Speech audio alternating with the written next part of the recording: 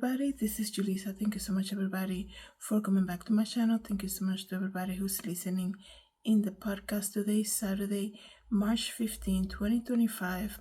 I wanted to share something with you, something that happened this past Monday, and another example, guys, how your life can change at any moment. Before I continue, of course, I want to say thank you to everybody who's watching this video on YouTube. Thank you so much for being here. Don't forget to share, like, and subscribe. And everybody who's listening using Spotify and Pandora podcast, thank you so much for being here. So we have a situation, some terrible thing that happened. Like I said, this past Monday, there's a lot of people going on spring break, going on vacation these days. So imagine this nightmare, right? It says here, a dad, 37-year-old dad, okay, plummets to his death after the chairlift malfunction at a Montana ski resort. Okay, how tragic is that? I don't think, in recent news I've heard anything like this happening. I do understand, that a lot of this machinery that they use at ski resorts, the same thing with like water parks, theme parks, and all of that, they get tested on a daily basis. So something like this usually doesn't happen, even though I gotta say, in the recent years, maybe the past 2 years, more and more we are seeing where there's an issue with the rides. You see people stuck for hours on theme park rides, but this one, for the whole chair to fall out, to malfunction, fall out, and then take this man's life, that is so tragic. And like I said, I haven't heard anything like this happen before. So let me just read to you this article. A Montana father died after falling from a chairlift when a mechanical malfunction turned a day of snowboarding into horror on the slopes, leaving his devastated wife and young son behind. His name was Jeff Sign, Jeff Sign, 37, died Monday afternoon when he plummeted from a lift at the Red Lodge Mountain, the Carbon County Sheriff's Office confirmed. Sign, I do apologize if I'm mispronouncing the last name, was riding along in a three-person lift on the Peaks Triple lift line when some kind of mechanical problem caused him to fall to the ground below.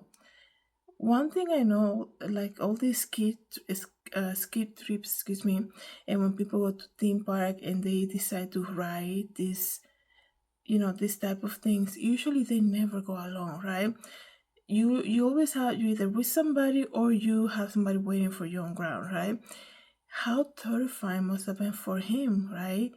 But also for whoever was waiting for him who went on the trip with him, who was waiting for him on the ground, who probably was on the everybody who was like on the line behind him or something, right? Or usually, because from what I remember, and I don't think I ever been to one ski resort, but you usually see people going to the front or going to the back, right? You see like the two lines passing through. How terrifying, right? It must have been. So like I said, he was just 37 years old and they had a young son too. So it says here that the wind has been gusting upward to 50 miles per hour that morning of the incidents, and some lift lines were closed because of it. Why was it even open to begin with? Right? If you're closing zip lines because the wind is too strong, it's not like you're closing it because some of them are malfunctioning. It's the wind that was too strong. The wind affects everything. So why even let people on it in the first place, right? A spokesperson for the Red Lodge said it is still investigating the accident and couldn't speak further, but it led to a massive evacuation of the lift, which was halted after the accident, stranding more than 100 people in the air. Wow, how terrifying must have been for everybody else as well, right? because you basically witness somebody just dying, right? But you're also like, if you're um sitting like on the one in front of him or behind him, you couldn't wait to get off that line. I can only imagine, right? And you have to wait to be rescue 100 people waiting, and I know I'm in the East Coast, but it's the wind has been incredible lately. Why was they even open in the first place, right? So let me just continue to see here. Ski patrol units had to use rope system to lower them to safety one by one. What a rescue mission. 100 of them, right? The triple chairlift has been in operation since 1983 and was fully up to safety code with daily inspections according to the resort, excuse me. It will remain closed until the issue is assessed. He leaves behind a 2-year-old son and his wife who knew him. The wife knew, the son knew him as Dada Guy, and a wife, her name was is Megan, with whom they run a local shipping business together. Wow. So Koneko says here, his passion for life, infectious laughter, and kind-hearted nature touched everyone around him. And he was a man who always put other people first. He was supporting his family, being there for his friends, bringing joy to those lucky enough to spend time with him. It says here also, fatal accidents on ski lift are fairly rare, according to the National Ski Area Association. That's what I was telling you guys earlier, because normally you don't hear about something like this happening. Like I said, you hear about a ride being stuck with people like up in the air for like an hour. You hear about things like that, like at a theme park, and usually from ski resorts, you don't really hear that, right? So it's very rare.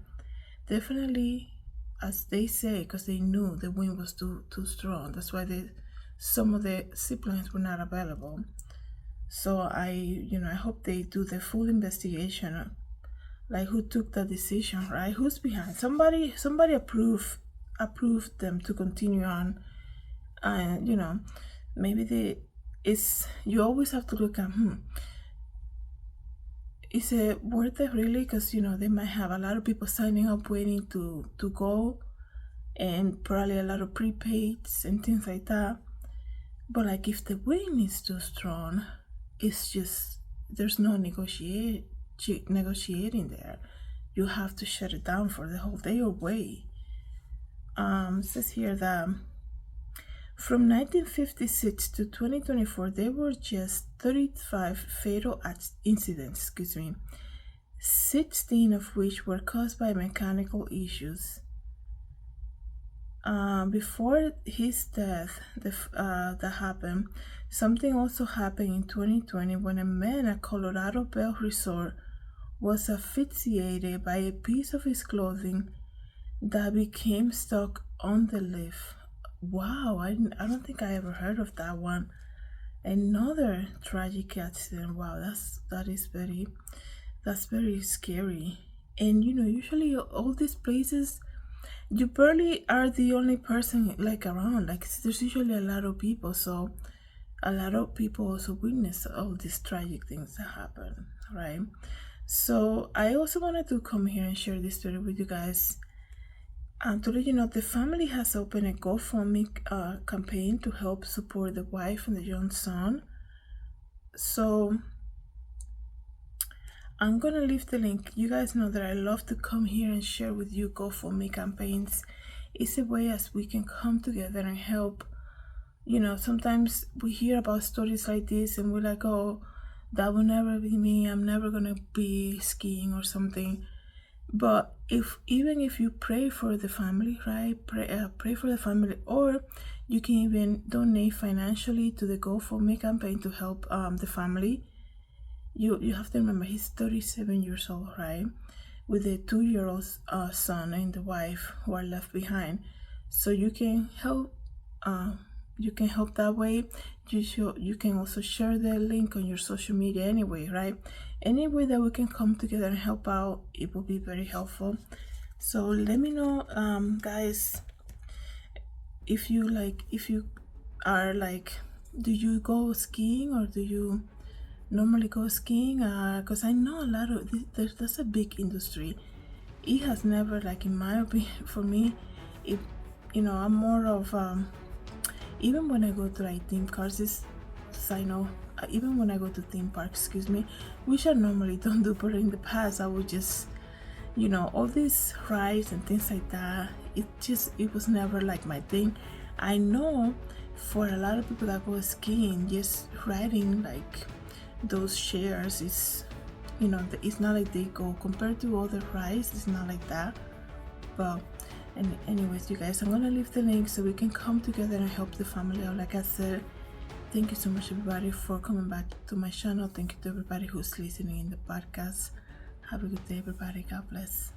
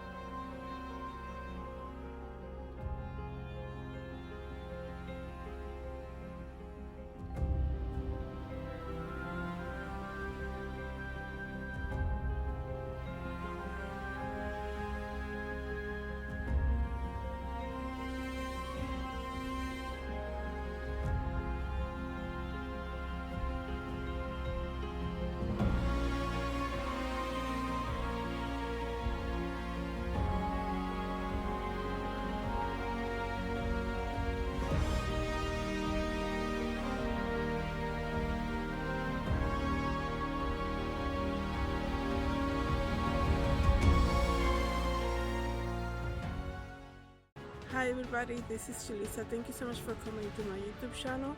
Don't forget to share, like, and subscribe, and I hope to see you in the next video. Have a good day, everybody. God bless.